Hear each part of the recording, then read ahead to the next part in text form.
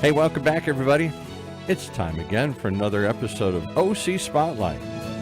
The one show, the only show that shows you the most interesting people doing the most amazing things right here in our own backyard. And every week I say, I think I got it. I got one I've never heard before. This time it's true. We have with us to describe what I've never even thought of as a business of mobile gift wrapping, the woman who's put this on the map and is not doing it for, we're talking about famous celebrities and corporations and everything here, through her company, NIFTY Package Company. Welcome, if you will, the founder, Michelle Hensley. Welcome. Hello. Hi, Paul. Thanks for having me. Mobile gift wrapping. I didn't go to college to be a mobile gift wrapper. We got to break this down. How in the world did you come up with this idea that there was a need for mobile gift wrapping? So should I tell you the story beforehand or just that particular part? Because it's part of a bigger story. Let's tell the story. You and I've spent half an hour going through the story. I can't believe the story. Let me just summarize some of it, and you can pick up where I didn't get it right or missed some things. Perfect. You got a couple of master's degrees, like all boomer women today, and then you became a stay-at-home mom. Yes. Because you're married to a pastor. Right. And the pastor dies. He passes away in his 50s. Now what do I do?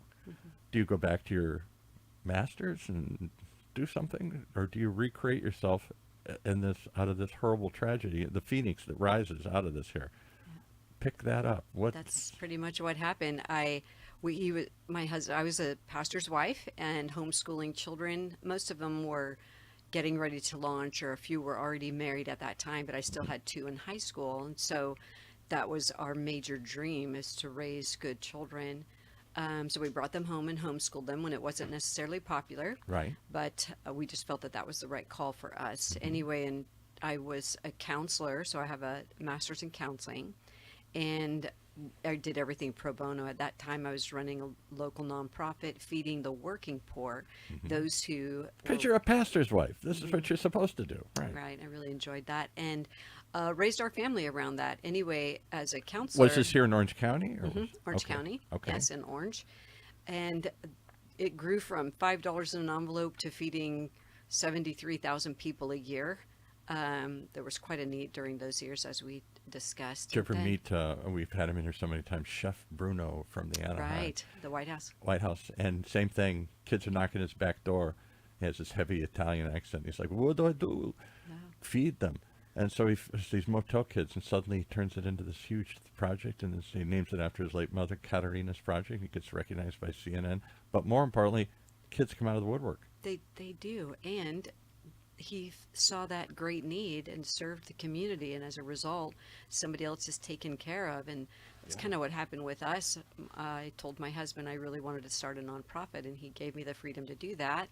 I started the nonprofit with very little, and then it grew, like I said, to feed 73,000 people a year. You just never expect that that's going to happen. And is it that simple? Like, I'm a good Irish Catholic. The story of Christ and what it was, the Sermon on the Mount, and the loaves, fishes, and I use that story a lot. We got millions of people, 50,000 people. They're all starving. I don't know, pass it around. What are we going to get? There were many times we did not know what we were going to do. I mean, those were crisis years, as you and I were talking about, where people had estates, but they didn't have cash to buy groceries. Yeah. So we didn't want to be affiliated with the government because we wanted the freedom to give food to whoever asked for it.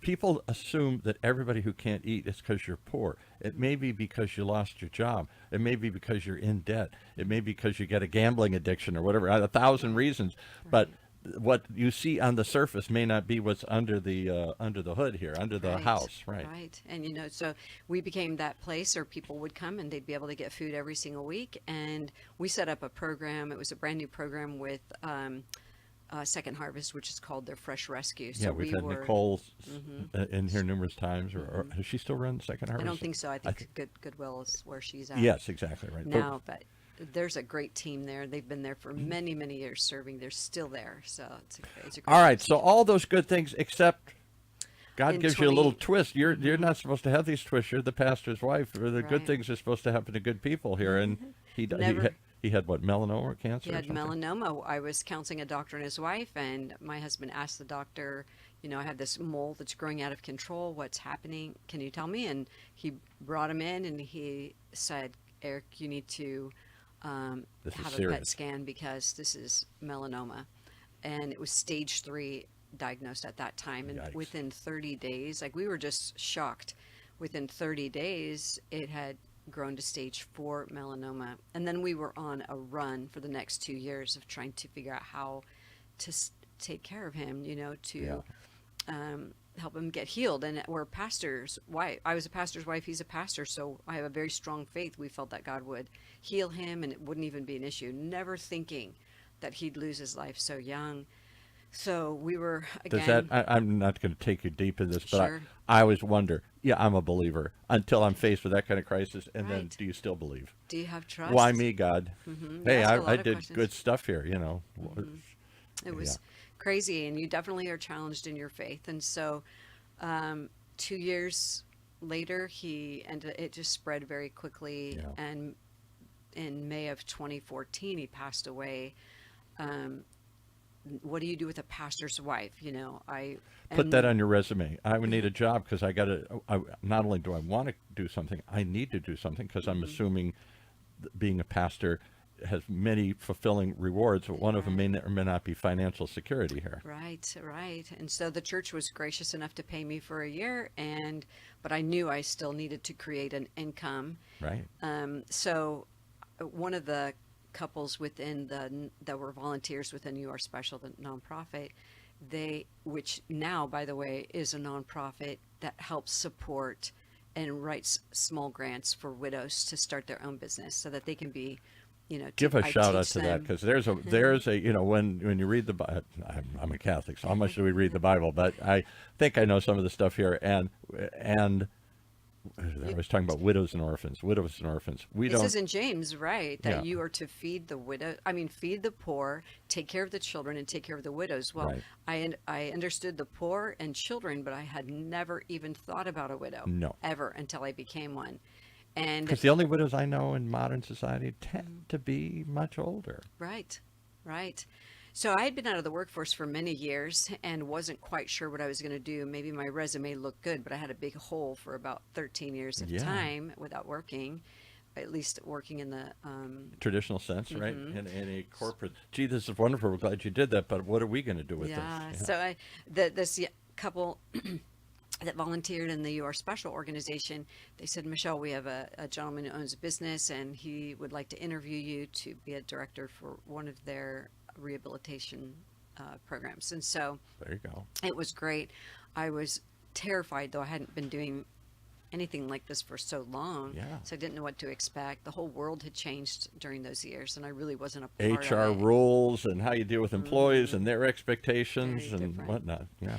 So anyway, I'm interviewing, and this gentleman was great. They have a 5-star company, but he said, with a 5-star company comes those responsibilities. So you're going to work about 60 hours a week, making sure that we maintain the 5 stars, and you're going to be on call. So be prepared for that. Well, I just started shaking because I could just picture these children that I still had home and launching them, and then our dream would go straight out the door, and any vision that we had, I was going to be fulfilling this gentleman's vision, which would be fine, but not in my situation for that time. And so, because my faith is very strong, every day I'm up reading the Bible. Every single day I'm up praying. I'm just asking God for direction because I wasn't sure what to do.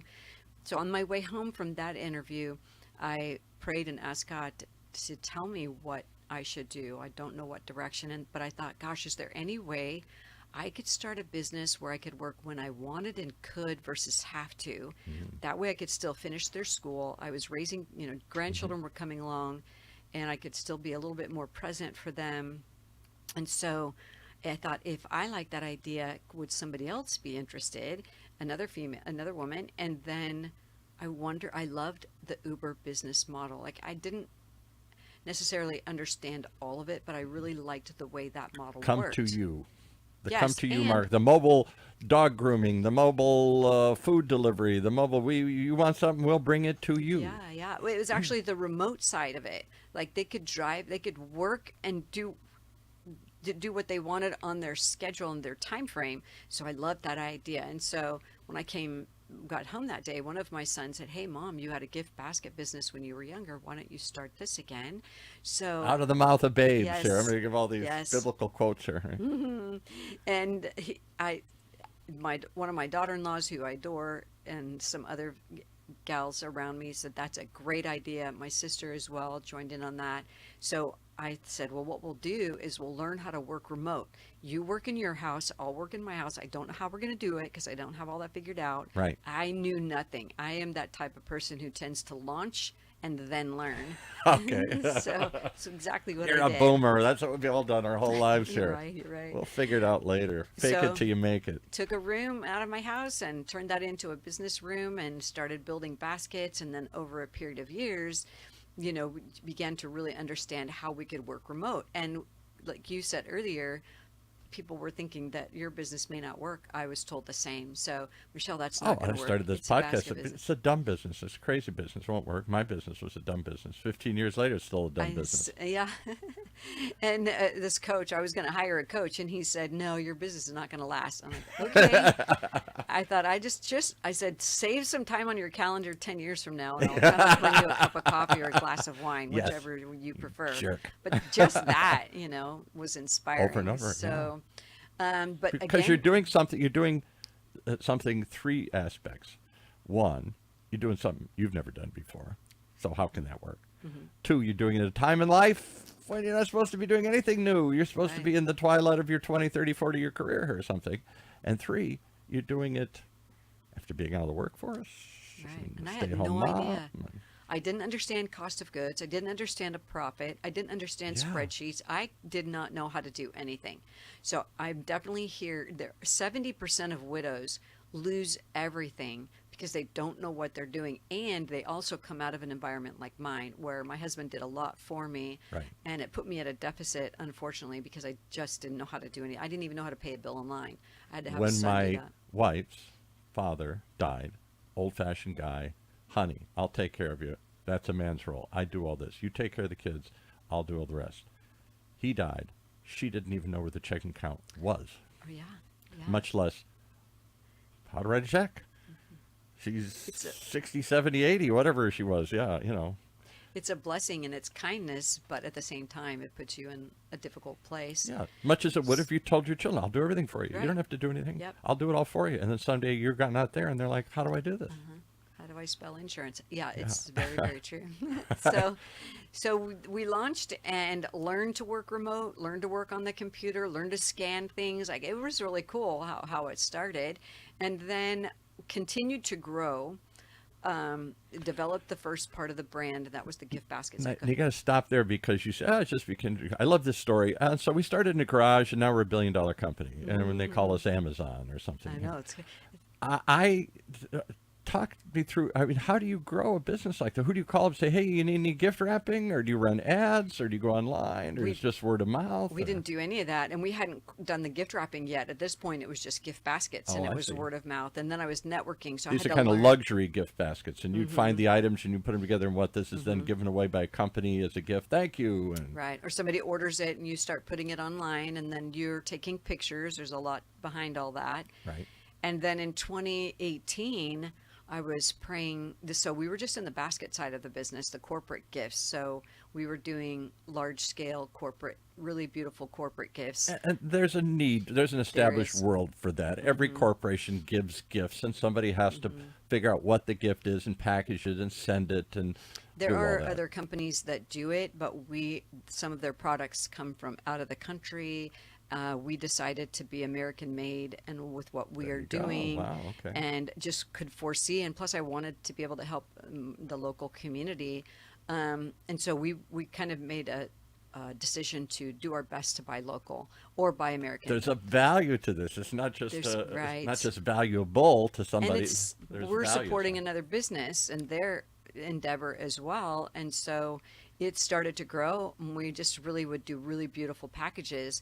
Everything's hand curated for us, handwritten cards, hand notes. I mean, we just go all in. In a world where nothing is handwritten or It's all hand-curated, printed or yeah. underneath the UPS label. The picture might look beautiful, but the gift, we wanted to make sure the recipient as well as the person purchasing the Do you gift. know, this is going to sound strange, maybe I'm going down a rabbit hole, but I have a file in the other room here, and my bills and all the other stuff and everything. And in that file, I have a folder for handwritten thank yous I've gotten Oh, through the yeah. years. And on a lot of them, I get thank yous, but they're so precious to me and so rare that I keep them. Yet people don't realize that takes time and effort and Yeah, thought. right. That And somebody, it's the first thing people open when they get it in the mail. honest to God, and I still keep them. Yeah. I don't know why, but it's such a precious, rare thing that somebody took the time to write it on a piece of paper, put a stamp on it, send it to me here. They didn't just email me and say thanks. That's great. We love doing that. So we make sure every note is handwritten, even if there's 200 gifts or 1,000, Yeah. we do that. So, Do you know what? I was in the entertainment industry a million years ago. I was an entertainment publicist. We were talking offline. And one of the tricks we found is if you were doing a celebrity party, by God, it better be handwritten. If you're going to send an XYZ famous person, it can't just be on a label that you printed and slapped on something. That just gets thrown away like junk. Handwritten has a chance to get opened by yep, somebody. yep. And it's a high chance. Yeah. High right, chance. Right. So in 2018, I was praying and looking out the doors, probably about end of November 2018, and I saw my van sitting there, and the van isn't utilized all the time. It's usually for deliveries and things. Sure. So it was sitting there, and I thought in my mind, you know what? I already make gifts. I wonder if anybody wraps gifts. Like, does anybody drive around and wrap people's gifts? And if I do that, would I get paid for it? Is If that you something I see could how do? badly I wrap gifts, and most Which men is- I know, you would know the answer to that. Right. It's a joke in my family. Oh, Dad, Grandpa, somebody wrap this, me, That's funny. because it's so bad. And I hate doing it because I'm not good at it. That's- Yeah. And that's pretty much how people view us. They might like beauty, but they don't necessarily want to, or have the time to do it, or Right. Or the so skill. I put up a web page that day, and I got a call probably about 5 days later from a current client, and he said, "I hate wrapping gifts, Michelle. I'd love for you to wrap my gifts." So I went over, and I was so excited. I'm going to have to hire you, Michelle, because that's you. That's me. Right. Yeah. I put all my paper and everything, all my supplies in the van, drove over, and I was so excited. I did a great job wrapping the gifts, and then I forgot to label them. I had to unwrap every single gift and so rewrap it. But I learned a lot. Yeah. And then during that time, I also was thinking that I wasn't sure if NIFTY was going to be my way forward. So I went back to work That's a full word time. I hadn't heard in a while. Nifty was when I was a kid. You're dating yourself with the Nifty word means cool, I know. swift, fun. That's us. And so I also went down the path of finances. Like, I needed to understand investments, real estate, things I just didn't know about. So Just to open the Nifty Package Company. You mean you got to make a profit, and you got to understand how to Right. read profit and loss statements? And So stuff? because of my master's degrees, I was able to go back to, I hired a finance coach actually, and he encouraged me to go back into counseling. And I just did not want to go back into counseling. It's very difficult. It's a pathology. You have to go back and help this person figure out things where you It's got to be coach. draining too. It's going to be very draining. And it's expensive, and there are a lot of regulations in California, so you can be at a real deficit here as a counselor. And so he said, "Why don't you become a coach?" I didn't know what a coach was at that time, so I studied that, and I said, "This is something I want to do." When I was homeschooling my children, I made sure everything was mission driven. Besides them passing all their classes and taking their state exams, I wanted to make sure they had a mission. And so I made them write mission statements out and letters to my their goodness. children every year. I never wrote a mission statement in fourth grade. I was just, can I They get through did. this? Yeah. And I kept them all. And so that when they had babies, I could read at the baby shower, I could read See, the there story. was some purpose. All right, I'm going to jump through a little of this because we're almost ahead. running quick and out of time. Yep. Somewhere along the way, now you made a giant other leap that the whole audience is going to go, what? So first we got a pastor's wife, and suddenly she's going to do gift basking after this horrible loss of your husband, and I got to come up with something, and that turns in, I don't know how to do business, and so it grows and finds an audience and whatnot. Then maybe it's mobile gift wrapping. Oh, God whispers in your ear and something happens here. how do you start wrapping gifts for the celebrity world? Like Yeah. you, apparently we can say it out loud. Yeah. Justin Bieber and his family. You're at his house up in Beverly Hills. He's playing the piano, and you're wrapping gifts in his living room here. Very sweet couple, very kind, an amazing estate manager. Yes. Or the So Kardashians and other people you've picked up. How do those people hire you? well, so I fast forwarded March of 2019, the next year, I got a call from Two Face Cosmetics, and Two Face, who was actually in Orange County, said, "Hey, Michelle, we've seen some of your work. We'd love to have you do a large scale wrap for us and a design." So I created a design for them, which was, it is one of my favorite things to do with my job. And we did a large scale gift wrap, and that got about 1 million hits on their Instagram. Wow. Their Instagram. Mine is very small, but theirs was very big. So then in the summer of that same year, 2019, so keep in mind, we're still growing remote. Right.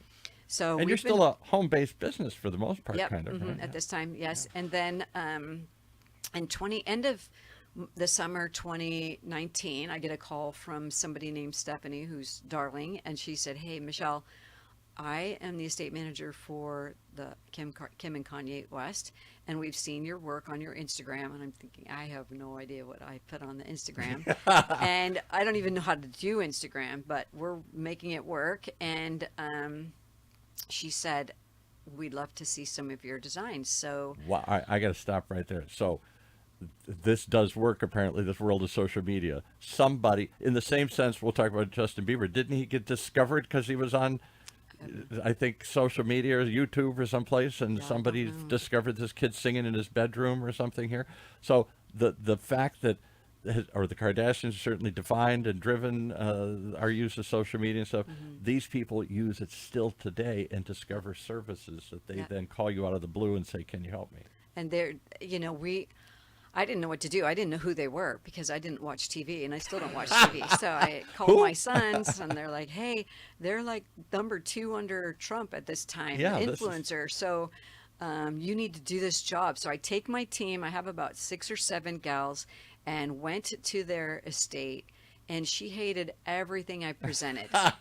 Yeah, I learned she's No, very kind. no, But then no. this is when I transitioned from pastor's wife, mom, homeschool, grandparent to business owner because everyone's watching me, her staff and my To my tough staff. broad. I got to be. To business owner, like be wise, don't walk away from the challenge. So I went out to my van and I prayed. I'm like, "Lord, you brought me here. I'm Don't not leave going me." home without a sale." So I walked back in and I asked, "Does anybody have any fabric wrap?" And one of her staff said, "I do." So I did a Firashoki wrap, and Kim loved it. Well, So a Huda what a wrap? it's a Firashoki. It's a Japanese wrap. It's with fabric. Never heard of it. It's Okay. beautiful. It's very cool. So that launched us into the celebrity work. Now, keep in mind, we're moving, and then based on that, we just get referred. Oh, So yeah. Because that's if you how did it for we them, then they grow. got 50 friends and everybody else wants it and stuff here. And then when COVID happened, even though all of us were sitting around watching what was happening, I'm like, "Girls, we know what to do." And we'd already been working remote. So for us, we didn't have to figure that out. We'd have to And it redefine the just- business model here. Yeah. We just kept it, we kept it the same because we'd already been Right. working remote. So that launched, and then over the next few years, I was getting a lot of requests from other states to do work. So we started launching in other states, and then a couple of schools, universities asked me how I started the business. This And is, listen, folks, she said, "So I'm sitting at home, I'm praying to God, please, God, don't let this thing fail, give me a shot." Suddenly she gets a celebrity client. Suddenly she's getting out of the state. Suddenly she's getting this. Suddenly she's getting that. So God answers prayers. You're just saying, like, this is so easy. Like, poof, yeah.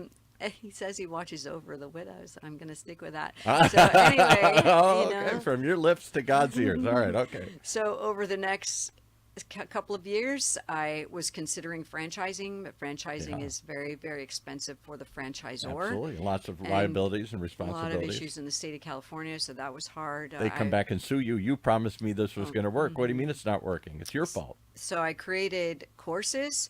I train and license other women to run their own mobile gift wrapping businesses. And that right now we're nationwide. We're actually international now. We have Canadian gift wrappers and Canadian teams. And yep, it just continues to grow. So I wrote a book, and that has launched. A book on how? What's the book called?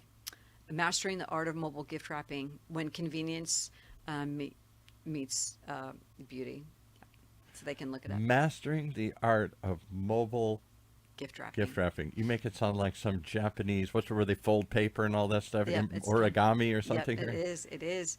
But it's an incredible business opportunity, and it's new. It's one of those things I that's didn't even know this never category right. existed. Yeah, exactly. Well, we're the largest in the nation, and we wrap all over. So women Wow. work for me in different states, and it's a great side hustle. And it's kind of a piecemeal thing. So it comes in and you Yep. pass it out to Yep. people who That's how are it doing a few and a few and a few. We're going back to the 1800s when there weren't factories, where we didn't bring people in the factory. If you made garments or you did sewing, it was piecemeal. It was a cottage industry for little cottages, people working in little cottages all over the place. And we wrap for Ferragamo, Van Cleef and Arpels, Coach, Oh. Versace, the Houston Texans, which was very cool and fun.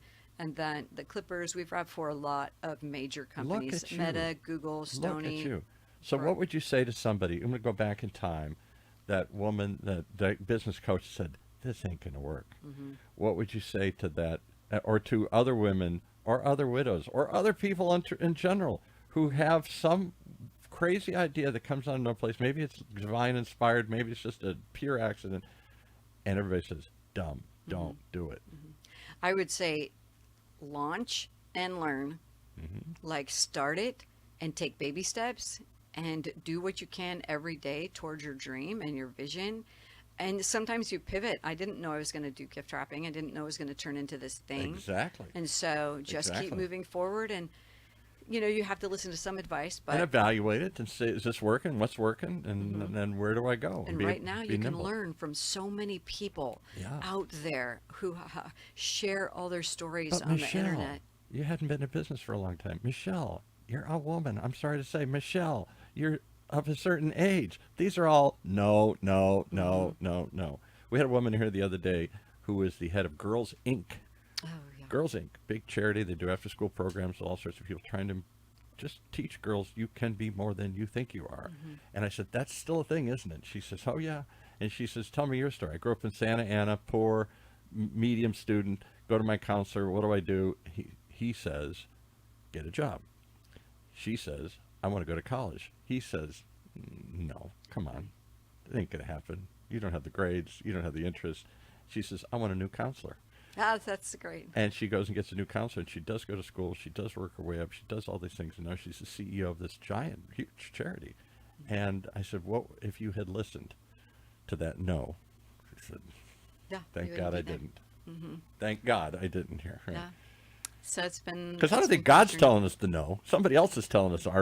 Some other part of our brain's telling us. Does God say, no, come on, don't do that, Michelle? It's hard because you have a passion for this thing that you believe in, and there are rough days, there are hard days, and can you handle the pressure? Can you handle the stress? And sometimes it's incredible because we do a lot of volume during And a the lot fourth of people quarter. around telling you, no, Yeah. don't, can't. And somewhere you got to say, yes, I will. Well, you did, and you've turned it into a big business. And the name of the company is NIFTY Package Company, nationwide, handling major brands, major celebrities, Justin Bieber and his family, the Kardashians, some others. Oh, my goodness. You literally sit in the house and I'm trying to wrap my head around you sitting, and there's Justin playing on the piano, and you're like on the floor wrapping stuff for him. That's how it is. Yeah. I want to see that image. That's a It TV is. show I want to watch. All right, and plus big brands and all this. Where do you go from here? The sky's the limit? Worldwide? Well, eventually, I'd love to sell the business, like I told you earlier. Yeah, my that's what goal. you and I both started. I'm like, how do we sell these things we create? Yeah, but franchising and licensing are my thing right now, and people can find me at michellemhensley.com. Michelle, say it again. You said it so fast. Michelle, Sorry, Michelle M. Hensley. They have to put the M in there. your middle initial. And Hensley is Hensley. Yes. And Michelle can be 100 ways spelled. It's with 2 L's, right? Yes. M-I-C-H-E. They can buy the book on Amazon.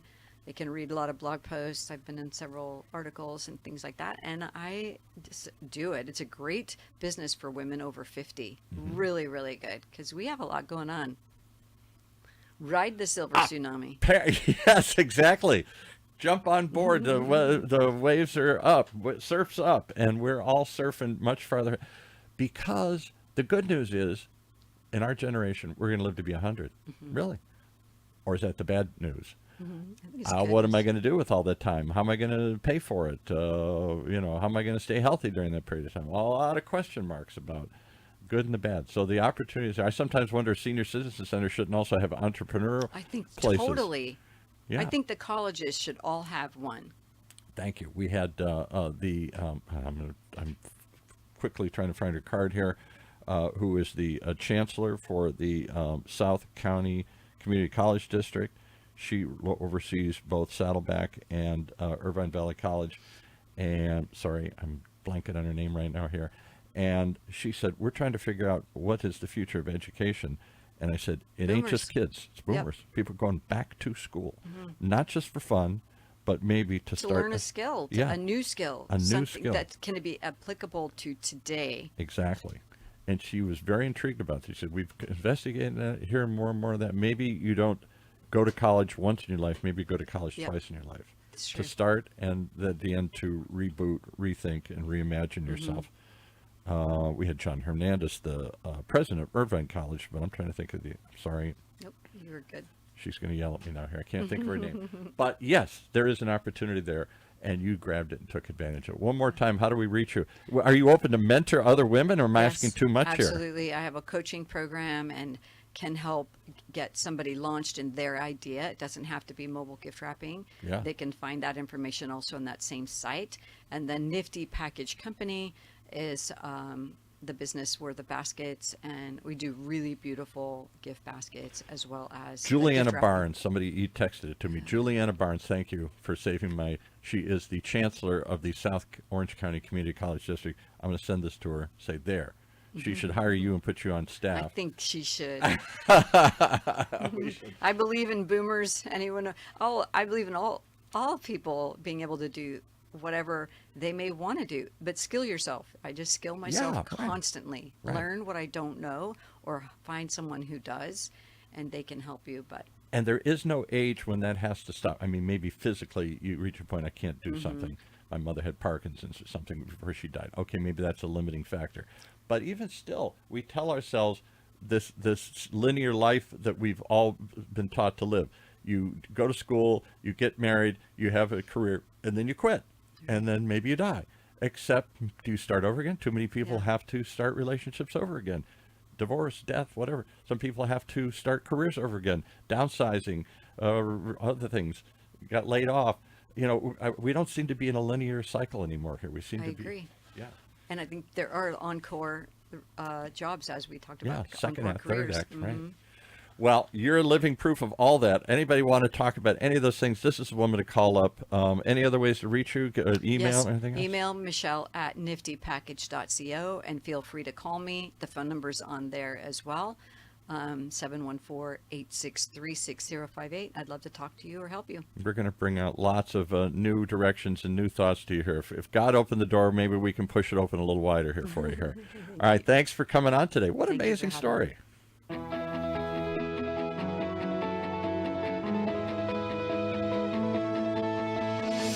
Wow. Well, I told you that was going to be a wild ride, and I hope you enjoyed it as much as we did, because it brings together all the reasons we do this show, the most amazing people, coming up with ideas, overcoming challenges, finding ways to do what others say they can't do, and turning them into big stories, right here in Orange County's only community radio station.